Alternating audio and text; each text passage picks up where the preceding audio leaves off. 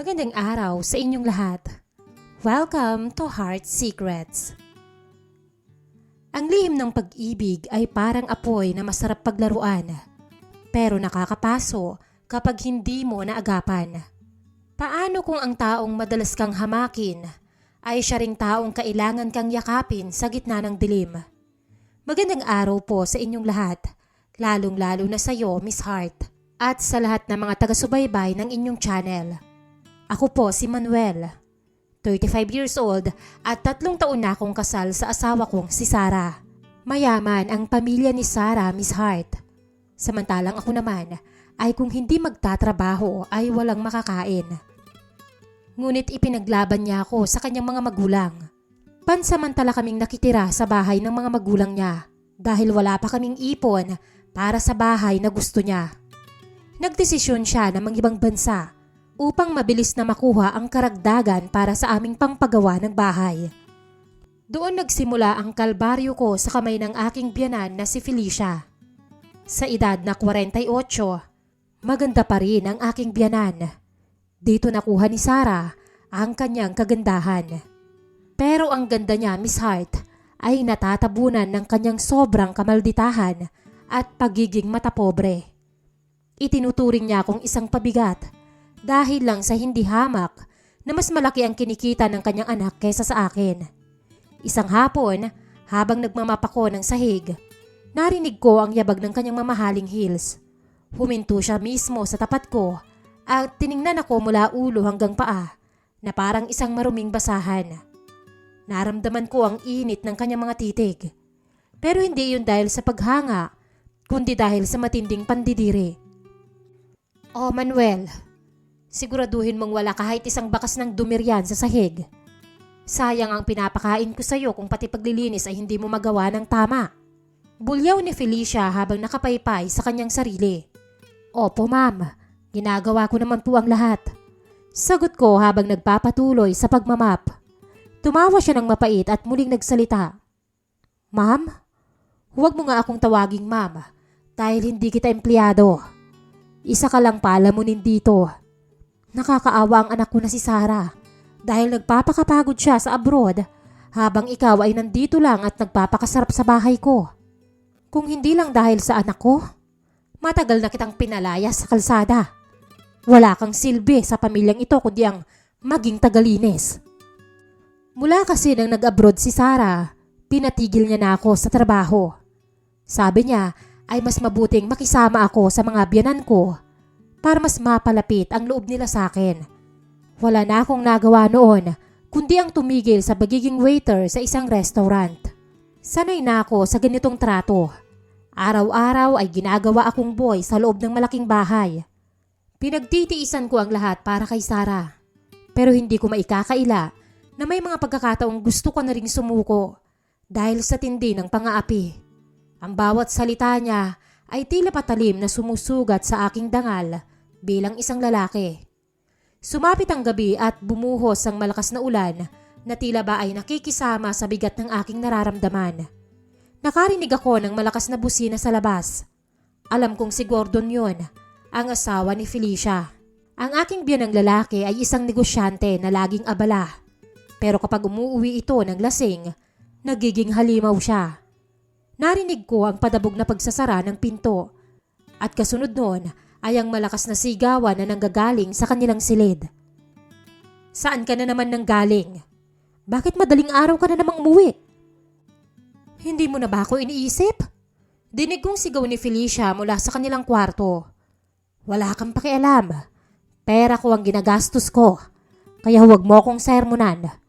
Manahimik ka kung ayaw mong masaktan." Sagot naman ni Gordon na halatang boses lasing at puno ng galit. Biglang may narinig akong malakas na kalabog na parang may nabasag na florera o may itinulak na mabigat na bagay.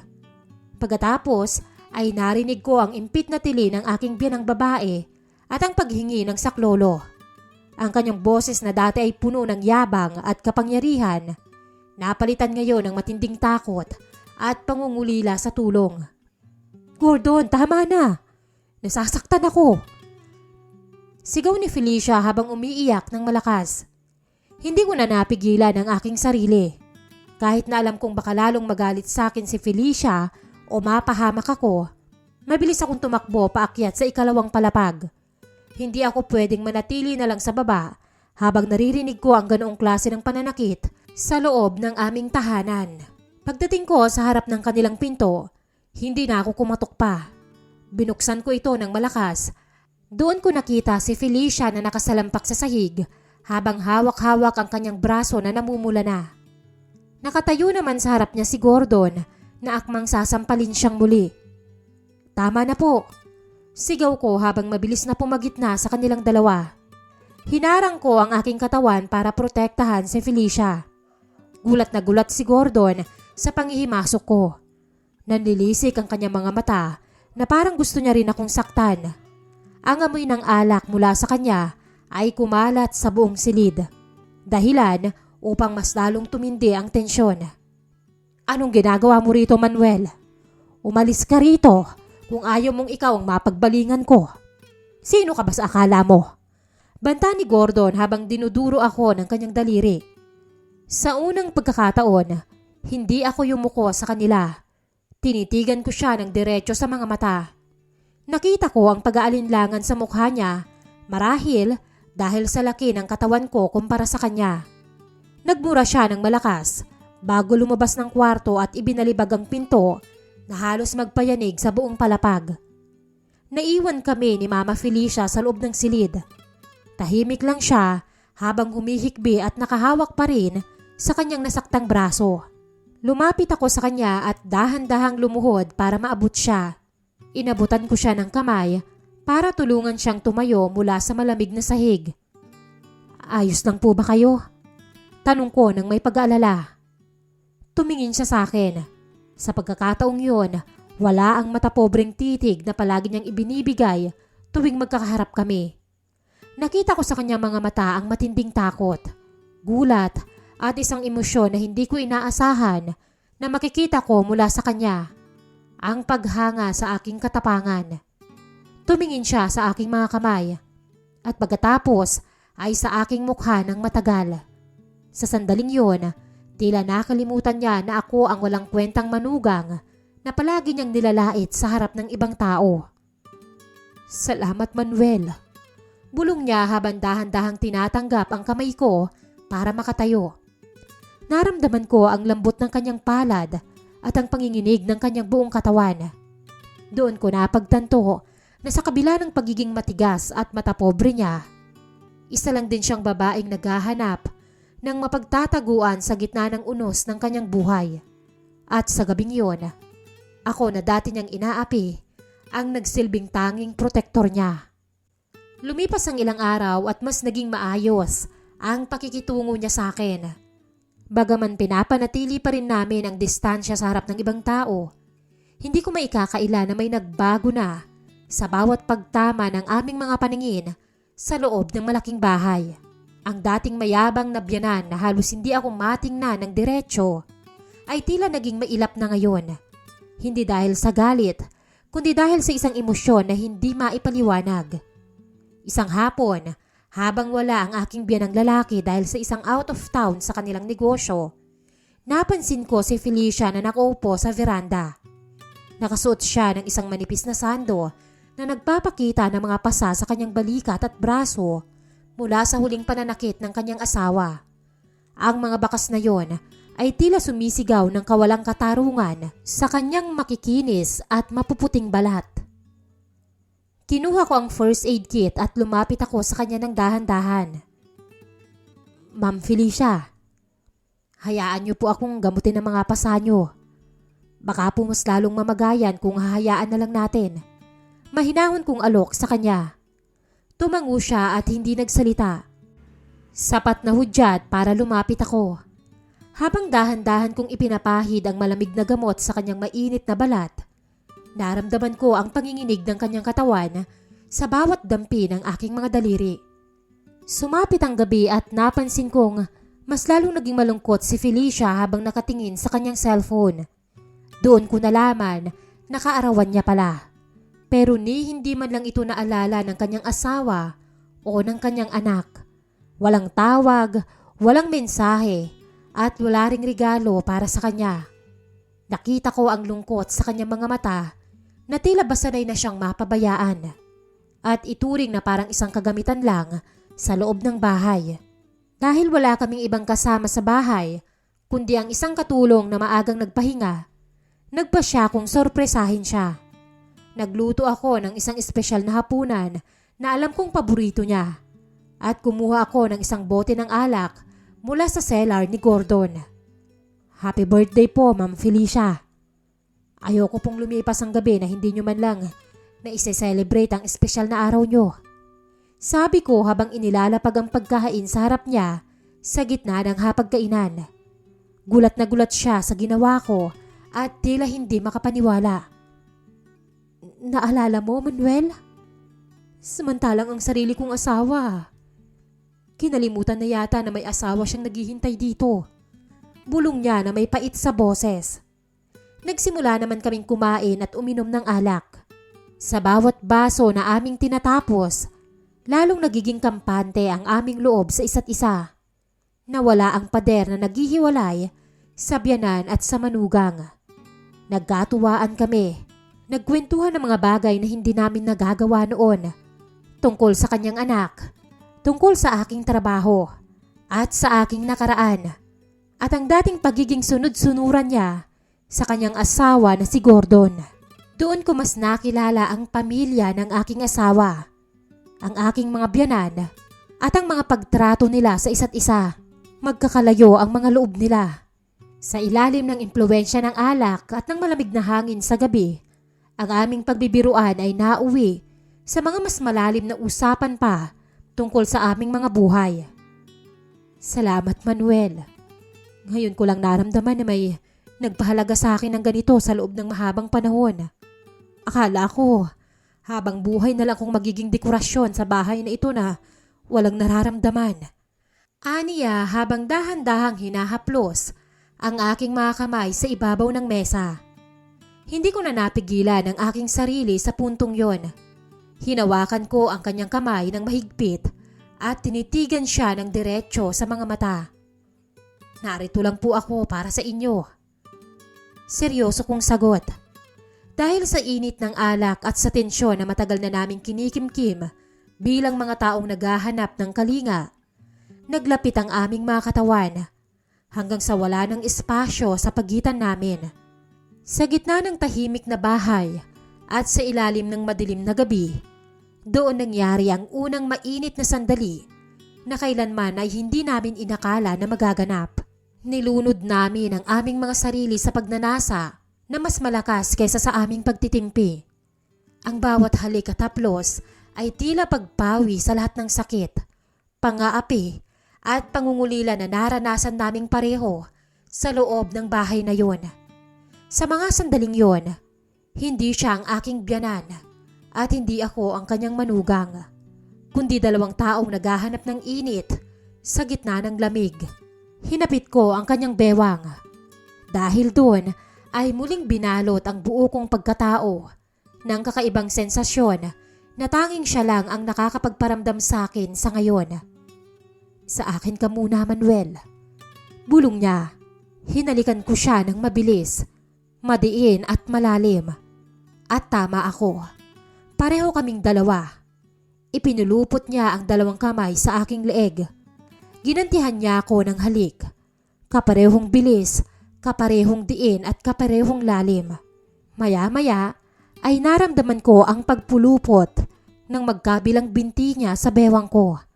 Mas lalong nagliyab ang pakiramdam ko sa posisyon naming yun. Mabilis akong naglakad patungong kwarto. Nagmamadali rin ang aming mga galaw. Pinagsaluhan naming pareho ang mga daing, hingal at pawis.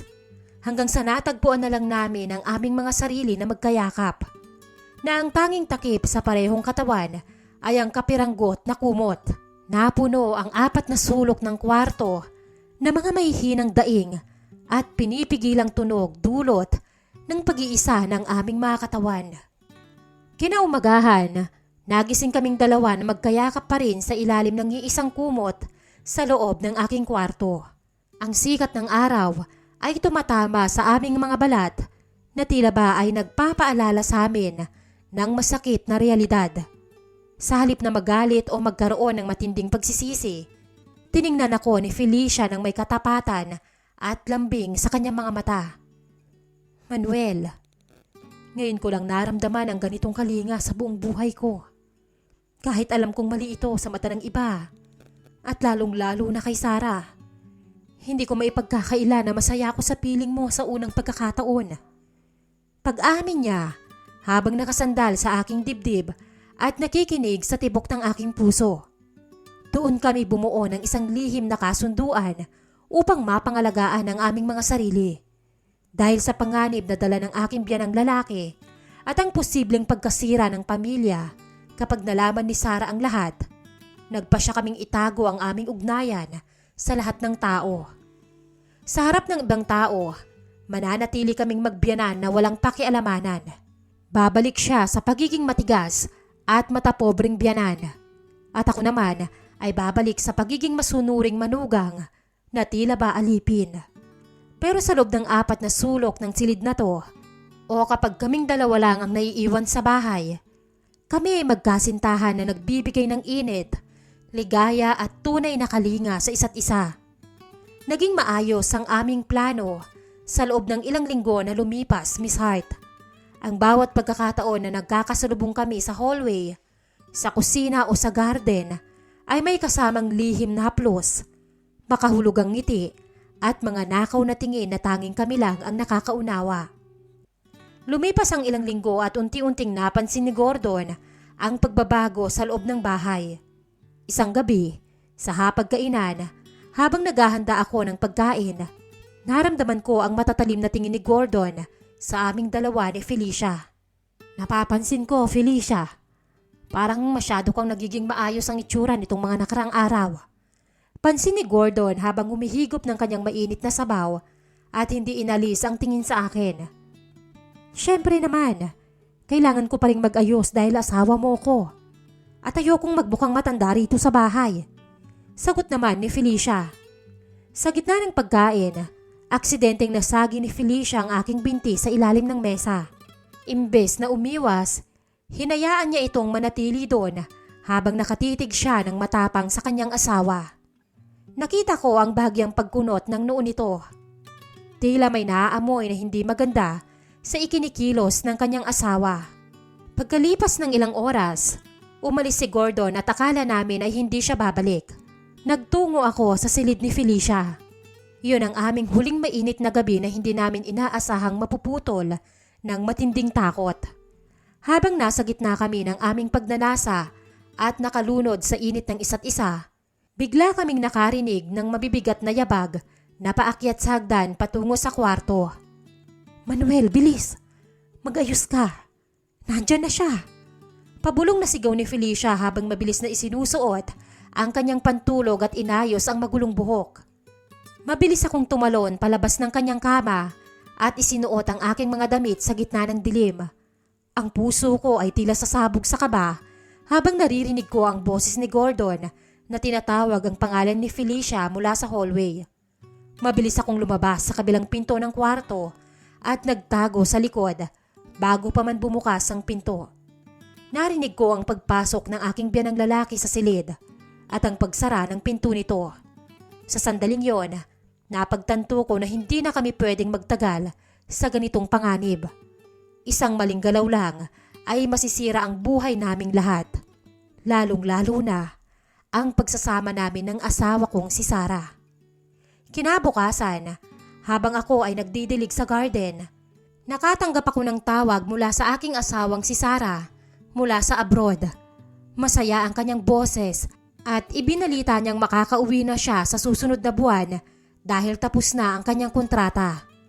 Nakapag-ipon na rin daw siya ng sapat na pera para sa aming bahay at hindi na kailangang makitira pa sa kanyang mga magulang. Ang balitang yon na dapat ay ikatuwa ko ng husto ay nagdulot ng matinding kirot sa aking dibdib dahil alam kong ito na ang hudyat ng pagtatapos ng lihim namin ni Felicia. Paano ko sasabihin sa kanya na kailangan ko nang lumayo? Isang gabi, nang kaming dalawa na lang ang gising sa kusina, kinausap ko siya ng seryoso. Sinabi ko sa kanya ang balita tungkol sa pag-uwi ni Sarah at ang plano naming paglipat ng tirahan sa lalong madaling panahon. Hinawakan ni Felicia ang aking mukha ng may matinding pagmamahal at lungkot. Alam ko, Manuel. Alam kong darating ang araw na ito. Dahil simula pa lang naman ay alam nating hiram lang ang oras. Pero gusto kong malaman mo na kahit naging malupit ako sa iyo noong una, ikaw lang ang lalaking tunay na nagpahalaga sa pagkatao ko. Sa kabila ng inugali ko, ipinaramdam mo sa akin na babae pa rin ako sa kabila ng lahat ng sakit na ibinigay ni Gordon sa loob ng mahabang panahon. Niyakap ko siya ng mahigpit. Yun ang aming masakit na pamamaalam na puno ng pasasalamat at pagsisisi. Ngayon, Miss Hart, ay namumuhay na kami ni Sarah sa sarili naming bahay. Malayo sa bahay ng kanyang mga magulang at sa mga pangungutya ni Felicia noon. Pero sa tuwing gabi at naririnig ko ang buhos ng ulan, hindi ko maiwasang maalala ang aking biyanan at ang lahat ng pinagsamahan namin. Paminsan-minsan ay dumadalaw pa rin naman kami sa kanilang bahay. Kaya't ang mga malalagkit na tingin ay mananatiling tingin na lang sa amin ni Felicia. Hanggang dito na lamang po at maraming salamat sa pakikinig ng aking naging karanasan sa aking biyanan. Lubos na gumagalang, Manuel.